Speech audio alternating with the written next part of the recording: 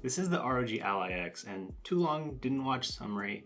It's better than the original Ally in most ways, but the performance is very similar and it's way more expensive. So maybe don't run out to pick one up ASAP before they sell out, but it is a surprisingly cool handheld, and I will say it is much better than I originally expected. Now, for a quick history lesson, the first Ally came out only a year ago in 2023, but it was the first major competitor to the Steam Deck, so people were pretty hyped. We were finally getting a handheld that had a stronger chip, better resolution, and it didn't run on Linux. It all seemed to be a homer at the time. But then it came out and they quickly saw a bunch of returns and people were just kind of meh. Sure, it had better performance than the Steam Deck, technically, but there was enough downsides that it didn't feel worth it to upgrade for most people, considering it cost almost twice as much as the base Steam Deck. And of course, following that, there were a lot of reports of failing SD card readers and wannabe tech content creators slicing open their devices in an attempt to replace the storage with more standard sized SSDs. But outside of that, the original Ally came and went. We continuously saw it get cheaper and cheaper over the past year, especially with open box deals at Best Buy, as they had a massive surplus of returned units. I don't think it was bad. I just don't think it was enough for people to want to upgrade just yet. And that's the name of the game with the X, isn't it? It is more of a refresh of the original Ally and not a brand new device. So I'm not really going to go over in full details about the device. Let's just talk about the things that have changed, my experience using it for the past 3 weeks, and who I think should buy it, and who I think shouldn't. But if you are looking to dock the ROG Ally X, then you can still use just about any USB-C hub you can find. Even your old Steam Deck ones will work.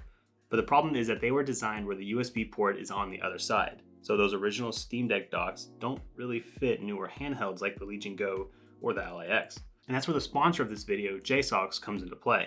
This is the USB-C 6-in-1 multifunctional docking station. And notice how I didn't name a specific handheld. That's because the design of this dock can accommodate basically any PC handheld out there because of its unique design. Instead of the USB-C cable coming out of the bottom of the dock, it actually comes out of the top. And with a thicker bottom stand and detachable sections, it can fit any handheld you can throw at it. It also supports up to 100 watts of PD charging, so you won't hit any bottlenecks and will be able to charge your device at the maximum speed allowed.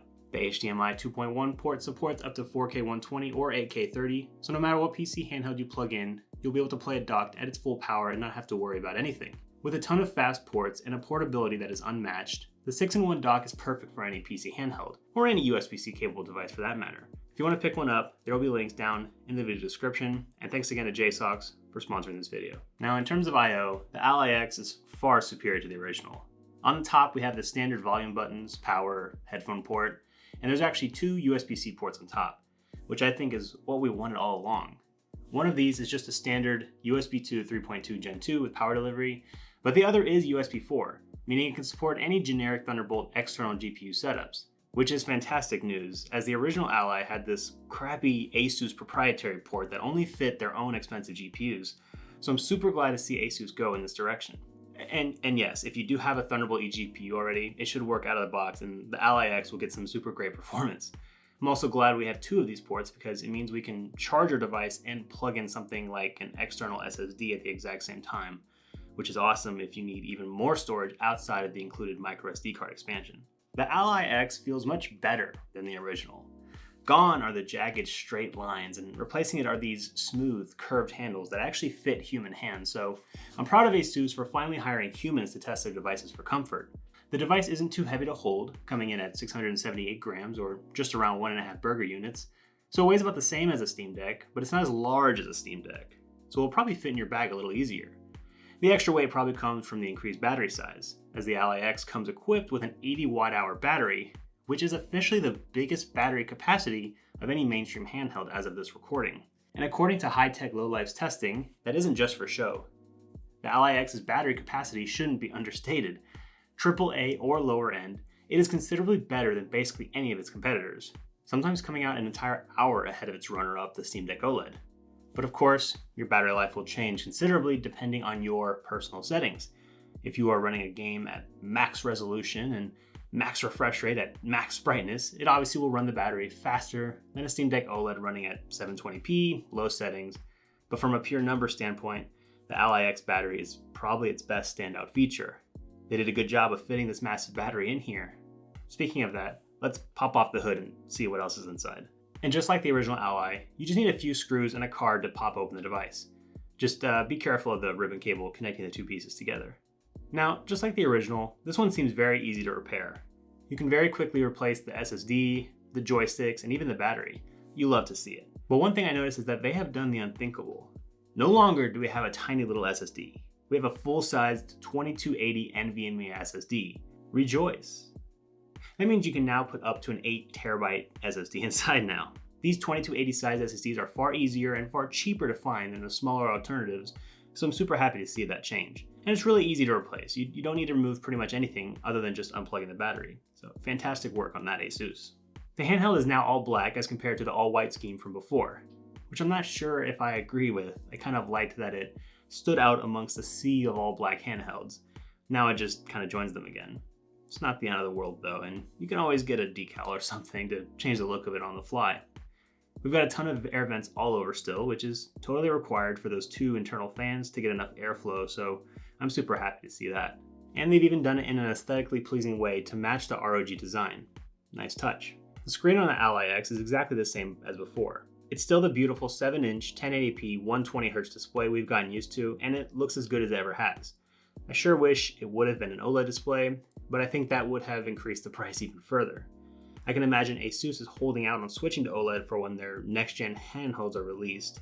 You know, a true Ally sequel as it were, but that's just speculation. The buttons aren't as recessed as they were on the original Ally, so they stick out a little bit more, which is a feature as far as I'm concerned.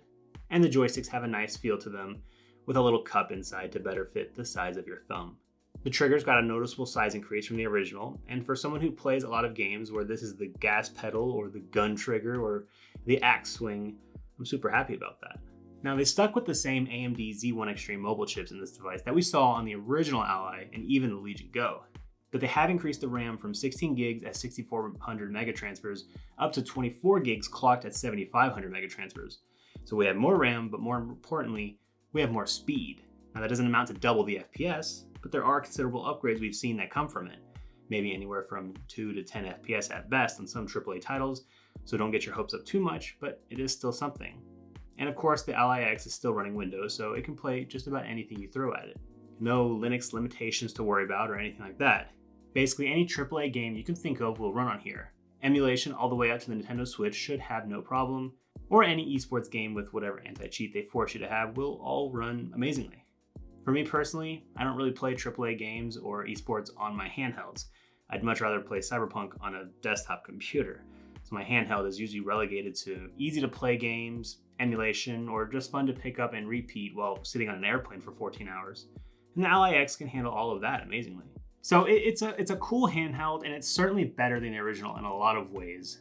The original Ally was kind of confusing because of how many SKUs it had. You had 2 different processors, and to further complicate, they also had several storage sizes you could pick from. That's all gone now. This is all you get when you look up the ASUS ROG Ally X.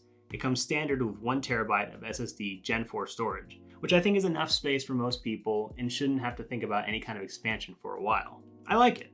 I'd go as far as to say if you don't have any PC handheld whatsoever and you're looking for a good one, the Ally X could be fantastic for you.